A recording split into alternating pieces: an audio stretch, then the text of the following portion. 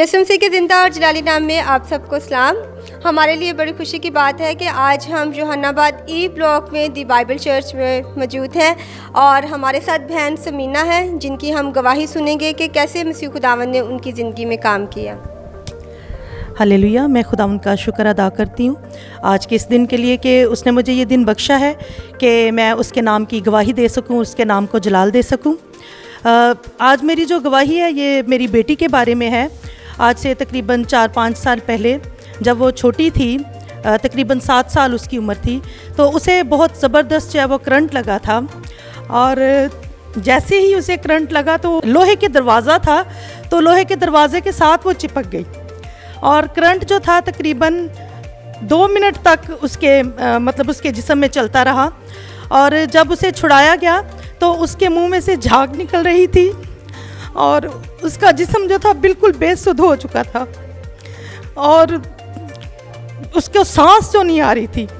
और जैसे ही मुझे पता चला कि मेरी बेटी की ये हालत है, तो मैंने बजाय कि मैं रोती चिल्लाती, तो मैं वहीं जहाँ मैं खड़ी थी मैं वहीं बैठ गई और मैंने सिर्फ खुदावंद से यही कहा कि ऐ यीशु नासरी मेरी बेटी पे रहम कर, ऐ खुदावंद मेरी बेटी पे रहम कर और मुझ पे रहम कर।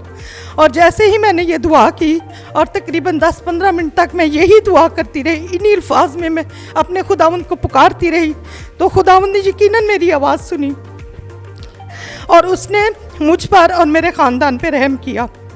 और मुझे किसी ने बाहर से आके बताया कि आपकी बेटी को होश आ गया है। वो बिल्कुल बेजान हो चुकी थी, मुर्दा हालत में थी। तो मुझे जैसे ही बताया कि आपकी बेटी को होश आ गया तो मैंने खुदावंद का शुक्र अदा किया।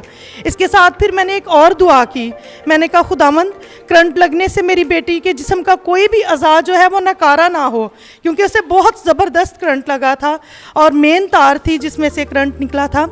तो मैंने खुदावंद से कहा कि खुदावंद, जब वो होश में आए तो उसका हर एक अज़ा उसी तरह पहले की तरह काम करना चाहिए।